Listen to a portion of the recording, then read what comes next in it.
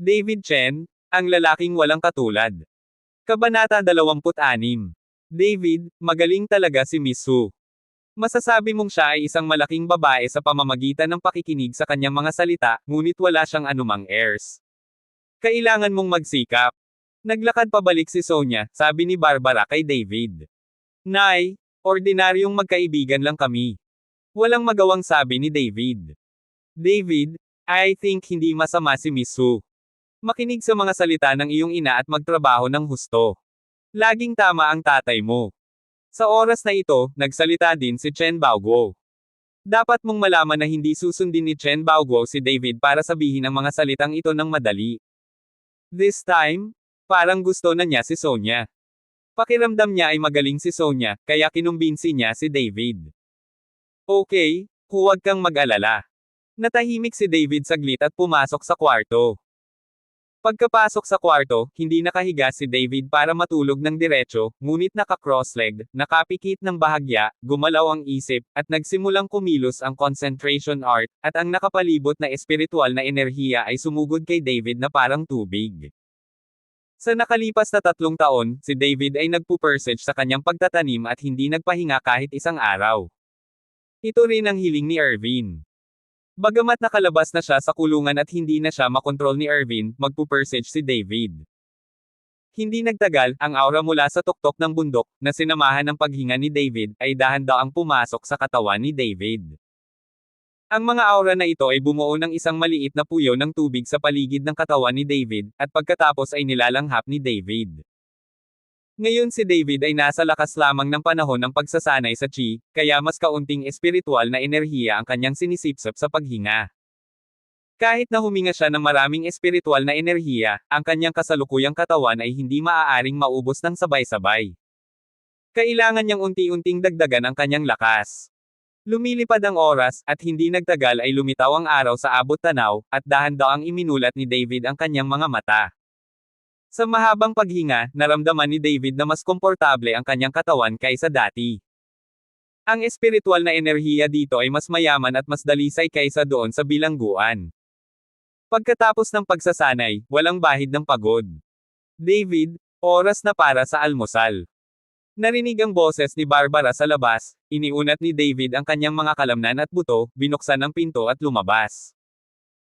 Ang almusal ay ginawa ni Chen Baoguo, ito ay napakamayaman, at pagkatapos ng pagdating ni Sonia kahapon, ang saloobin ni Chen Baoguo kay David ay halatang mas malambot, kahit na may ngiti sa kanyang mukha, hindi masyadong makaluma. Pagkatapos mag-almusal, hiniling ni Barbara kay Chen Baoguo na samahan siya na maglakad-lakad, habang si David ay nagplanong bumaba ng bundok at pumunta sa isang anti-gang palengke upang makita kung makakahanap siya ng mga espiritual na brush at cinnabar. Gusto niyang pagalingin ang sakit ng kanyang ina sa lalong madaling panahon, upang makita muli ng kanyang ina ang liwanag. Sa kalagitnaan ng bundok, sa villa ni Delia, nanatili rito sina Delia, Fu Wei at Jiang Wenjing nang hindi umaalis sa gabi. Sa pagkakataong ito ay mukhang galit si Delia, iniisip ang kasalang sinira ni David kahapon, hindi siya nagalit saglit, at ngayon ay namumuhay pa rin si David sa ibabaw ng ulo niya, paanong magtitiis si Delia?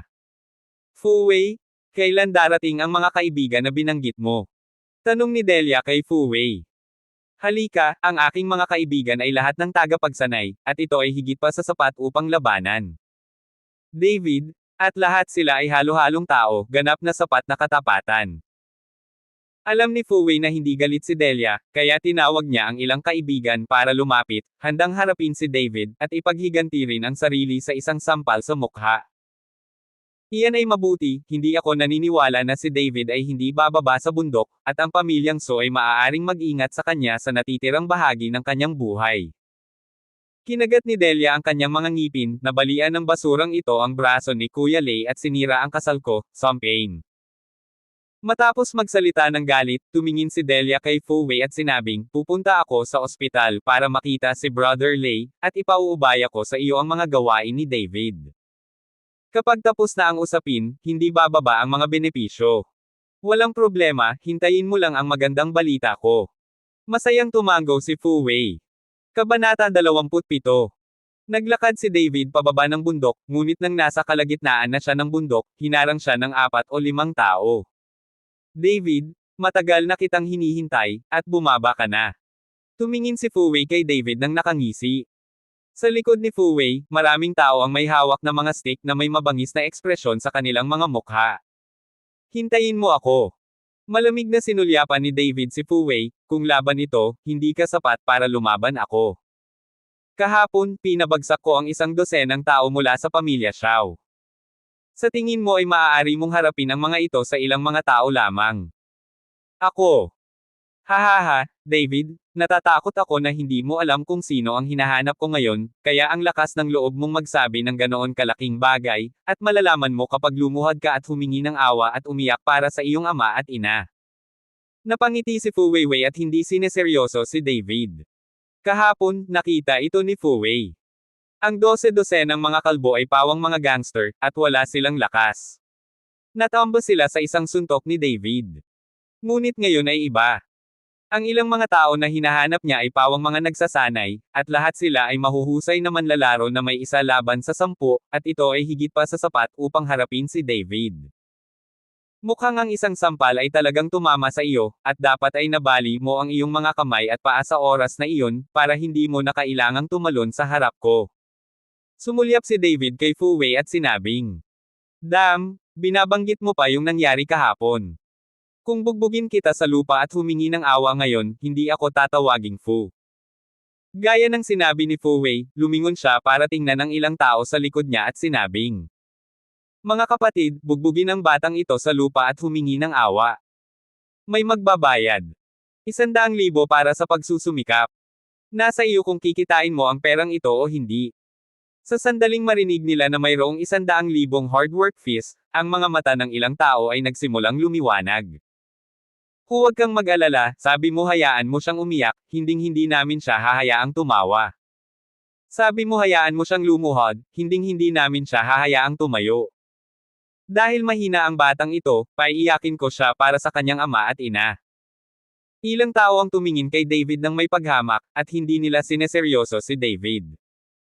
"Ang 100,000 ay mula kay Delia, tama ba?" Tanong ni David kay Fu Wei.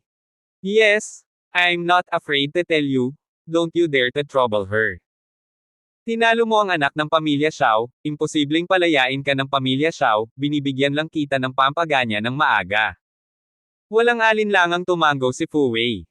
"Bueno, mukhang hindi talaga ako dapat maawa." Walang magawang ibinuka ni David ang kanyang mga kamay, at pagkatapos ay biglang sinipa si Fu Wei. Nakarinig ng kalabog, lumipad kaagad ang katawan ni Fu Wei palabas. Ang ilang mga tao na ngayon ay puno pa rin ng pang-aalipusta, ang kanilang mga ekspresyon ay nagyelo saglit, at lahat sila ay hindi makapaniwala sa eksenang nasa harapan nila. Para malaman na kailangan ng matinding lakas para sipain ang mga tao sa isang sipa, parang two-stroke talaga si David. Ubo-ubo-ubo. Si Fu Wei ay bumagsak sa lupa, umubo ng isang subo ng dugo, at pagkatapos ay umungol ng nakakatakot, patayin siya, patayin siya. Nagkatinginan ng 4 o 5 tao, naaalala ang pagsusumikap ng 100,000, at lahat sila ay sumugod na may mga ngiping nagngangalit. Ang mga taong ito ay talagang nagsanay, at nakikipagtulungan sa isa't isa ng tahimik. Maliit. Ngumisi si David, at pagkatapos ay umahan upang salubungin siya. Bang bang bang. Wala pang kalahating minuto, lahat ng trainees na natagpuan ni Fu Wei ay bumagsak sa lupa at humagulgol, bawat isa ay may napakasakit na ekspresyon. Sa pagkakataong ito, napatulala si Fu Wei, napalunok siya ng laway, puno ng pagtataka ang kanyang ekspresyon. Hindi niya talaga maisip kung ano ang pinagdaanan ni David sa loob ng 3 taon sa bilangguan, paano siya naging makapangyarihan. Dapat alam mo na ang ilang mga tao na hinahanap ko ay pawang mula sa paaralan ng martial arts noon, at ngayon ay sikat na silang lahat sa Dao, at sila ay binugbog ni David. Papatayin mo pa rin ba ako? Mapaglarong tiningnan ni David si Fu Wei, at dahan-daang naglakad patungo kay Fu Wei na nahulog sa lupa. "Ikaw, anong gagawin mo?" Puno ng takot ang mukha ni Fu Wei, at patuloy siyang umatras, "Ito ang ideya ni Yuan Delia, ako." Ngunit bago matapos ang mga salita ni Fu Wei, bumaba si David at dir-diretsong humakbang sa braso ni Fu Wei. Si Fu Wei ay sumigaw, na sinundan ng matinding pananakit ng kanyang buong braso. Nabali ang braso ni Fu Wei. Huwag mong gamitin si Delia para apihin ako, siya man o si Jordan na iyon, hindi ko sila papakawala ng madali. Pagkatapos magsalita ni David, tumalikod siya at umalis, hindi pinansin ang mga sigaw ni Poway. Kabanata 28.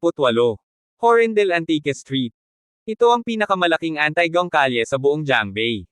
Maraming mga antique lovers ang pupunta dito para mamili ng mga kayamanan. May mga stall sa magkabilang gilid ng kalye. Sa lugar na ito, halos walang mga bagay na hindi mo mabibili, ngunit ang pagiging tunay ng mga bagay ay nakasalalay sa iyong sariling kakayahan. Maging ang mga maalam na eksperto dito ay may suntok, masyadong malakas ang pamemeki na teknolohiya sa lugar na ito. Ang lahat ng bagay ay halo-halong, kung makakahanap ka ng mga kayamanan ay nakasalalay sa iyong sariling lakas at swerte. Hindi pa nakapunta si David sa ganoong lugar noon, at ngayon, nang makita ang nakasisilaw na hanay ng mga bagay, nakaramdam siya ng kaunting curious. Nang makitang ganito si David, maraming may-ari ng stall ang nagpakita ng saya sa kanilang mga mukha. Halatang nakatulala itong binata. Ito ang unang pagkakataon na pumunta dito. Ang ganitong mga tao ay pinakamahusay na magsinungaling. Bata, ano ang gusto mo? Mayroon akong lahat dito, garantisadong tunay. Isang mamantika at mataba na may-ari ng kwadra ang humawak kay David na may mainit na ngiti sa kanyang mukha, at pagkatapos ay sinabi sa tainga ni David, sinasabi ko sa iyo, ang mga bagay na ito ay hinukay ko mula sa lupa, at ito ay nasa loob ng libu-libong taon. Kasaysayan, kung bibilhin mo ito, ang presyo ay garantisadong doble. Napatingin si David sa may-ari ng stall ng taong grasa. Ang stall ay 2 metro lamang ang haba, at mayroong higit sa 1 dosenang nakakalat na mga item. Sila ay mukhang napakatanda, at ang ilang mga tanso ay natatakpan ng petina. Nang makitang nakatingin si David sa kanyang stall, mas naging masigasig ang matabang may-ari ng stall. Maliliit na kapatid, maaari kang pumili ng anumang gusto mo at tingnan kung alin ang gusto mo. Dahil may mga pasyente ako sa bahay, sabik akong ibenta ang mga bagay na ito, kung hindi, hindi ko ito ibebenta. Tela na lana. Hindi pinansin ni David ang may-ari ng stall, ngunit tumingkayad, kinuha ang isang kalawang na bukol na bakal, at tiningnan itong mabuti. Dahil ang mga bagay na ito sa harap nila ay walang buhay, tanging ang hindi kapansin-pansing bukol na bakal, na talagang naglalabas ng bakas ng espiritual na enerhiya. Little brother, maganda ang mata mo. Ito ay isang guard waist badge mula sa Qing Dynasty, ngunit ito ay nabasa sa tubig sa ilalim ng lupa, at ngayon ito ay kinakalawang sa isang bukol na bakal, ngunit ito ay isang bagay din sa palasyo. Kung gusto mo, 10,000 ang block ay ibinebenta sa iyo. Nakita ng matabang may-ari ng stall na nakatingin si David sa bukol na bakal, at agad na nagpakilala ng masigasig. Itong mataba at matabang lalaki, natatakot akong kikita pa siya. Hindi ko alam kung saan kukunin ang sirang bukol na bakal, ngunit naglakas loob siyang humingi ng 10,000. Ang ganitong uri ng nakatulala na binata ay walang naiintindihan. Pinakamabuting magsinungaling. Sa pagkakataong ito ay mahuhulog ito sa kamay ng taong grasa, at tiyak na papatayin siya.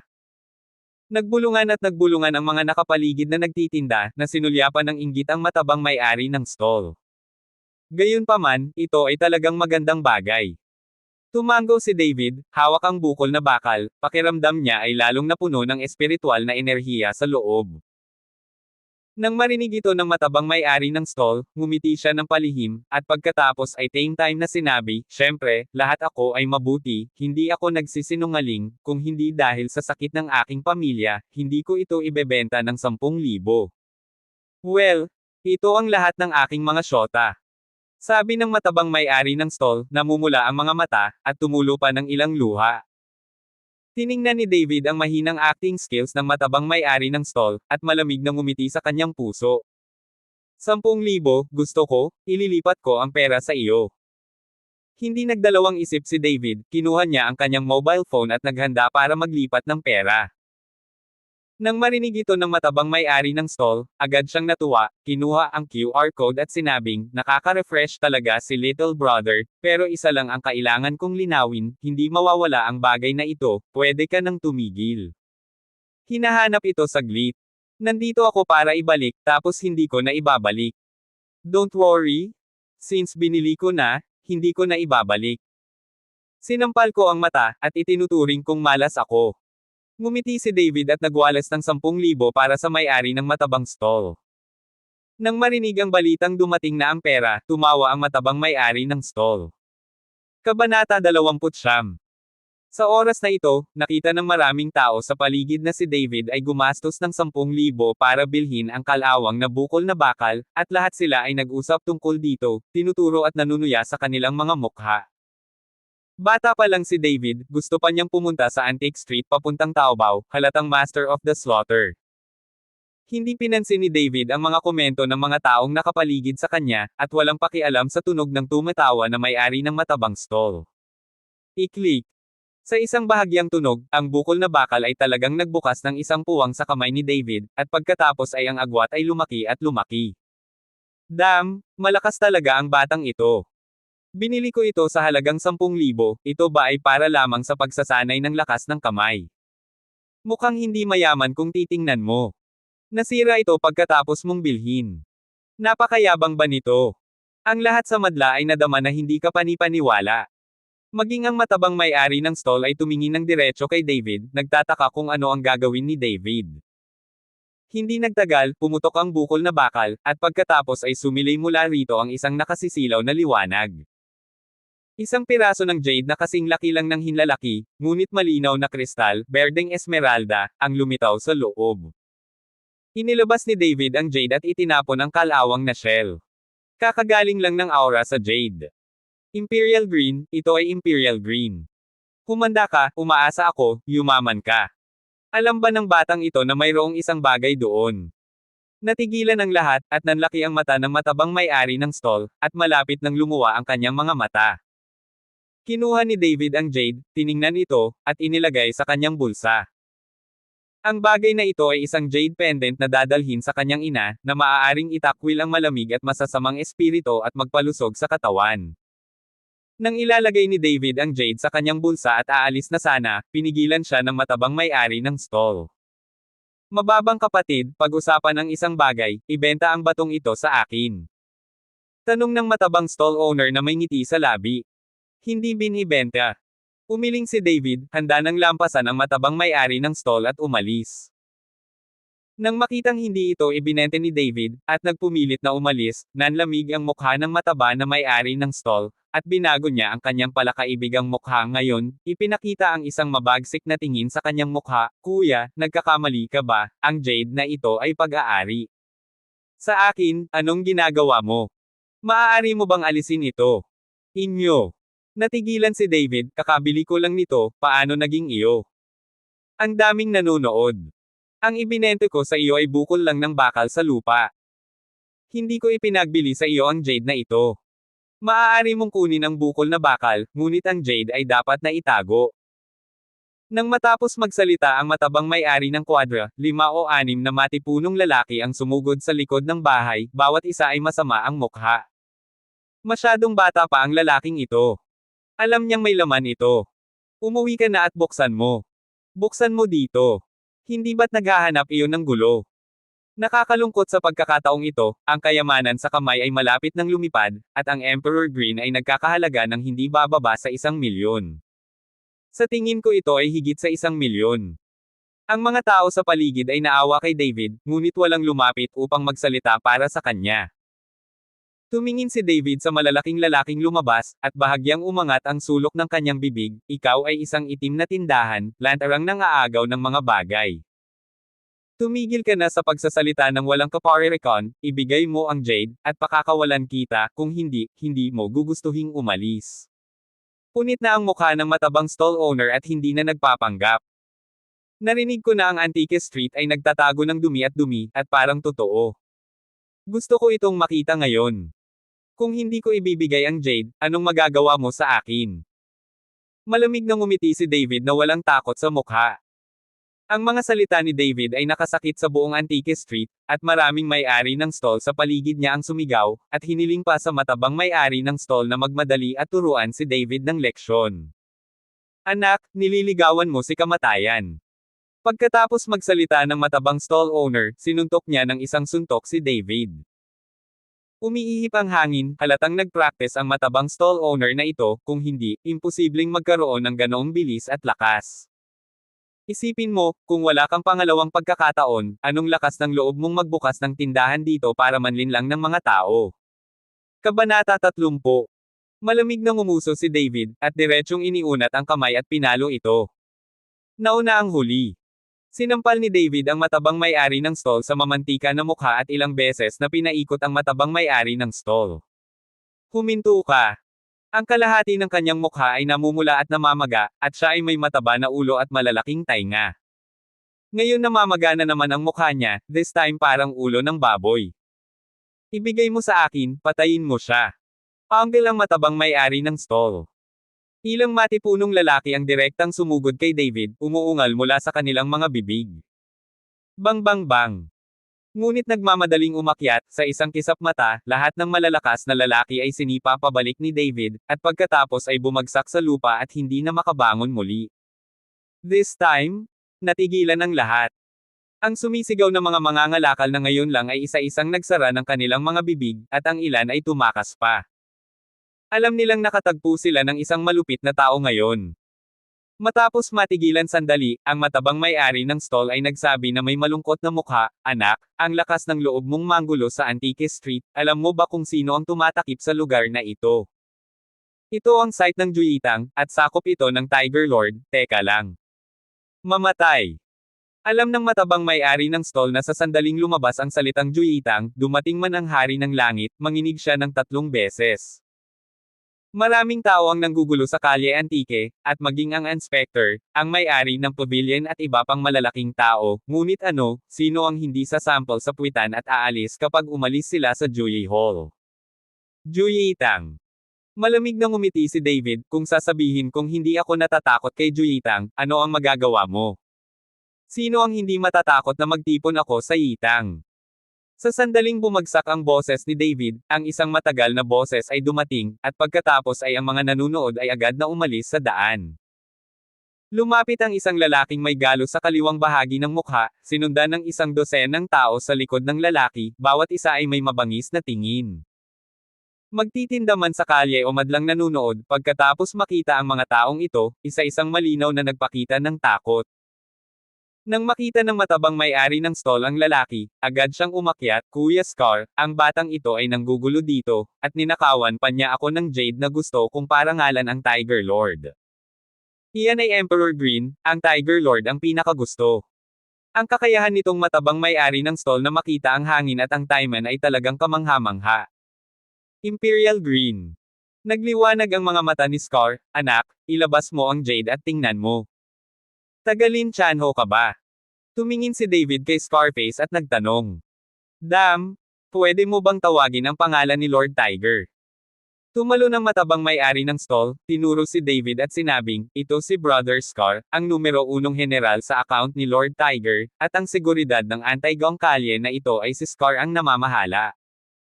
Hindi pinansin ni David ang matabang may-ari ng stall, ngunit tumingin sa mukha ni Scar at ipinakita ang kanyang singsing, "Kilala mo ba ang singsing na ito?" Maingat na sumulyap si Scarface, at sinabing may masamang tingin, "Isang sirang tansong singsing, ano ang dapat malaman, ngayon ibigay mo ang jade, mapapatawad kita sa pagiging walang galang kay Lord Tiger." Inilabas ni David ang jade, ang emerald green jade ay kumikinang ng maliwanag, na nagpakinang sa mga mata ng may peklat na mukha. "Bilis, iwan mo sa akin." Sumenya si Scarface kay David. Nilero ni David ang jade at mahinang sinabi, "Dahil hindi mo alam ang aking singsing, hayaan mo si Lin Chanho na dumating. Hanggat dumating siya at gusto niya ang jade na ito, maibibigay ko sa kanya." "Ano ang sinabi mo?" Nainis ang mukha ni Scar, "Makikita mo ba ang Panginoon ng Tigre kung gusto mo? Sino ka sa tingin mo? Mukhang kailangan kong pilitin akong gawin ang isang bagay na hindi ko alam. Kung hindi ka tumawag, maaari ko siyang tawagan." Inilabas ni David ang kanyang cellphone. "Mayroon ka bang numero ng telepono para sa Lord Tiger?" Sumimangot si Scarface. Para malaman kung sino si Lin Chanho, hindi lahat ay maaaring magkaroon ng numero ng telepono ni Lin Chanho. Ngayong si David ay may numero ng telepono ni Lin Chanho, hindi ito maaaring isang ordinaryong tao. 139,322 Direktang iniulat ni David ang numero ng telepono ni Mr. Lin Chanho, tumingin sa mukha ni Scar at sinabing, tatawag ka ba o ako ang tatawag? Abangan ang susunod pang mga kabanata ng David Chen, ang lalaking walang katulad. Huwag kalimutang i-like at i-share. Salamat sa panunood.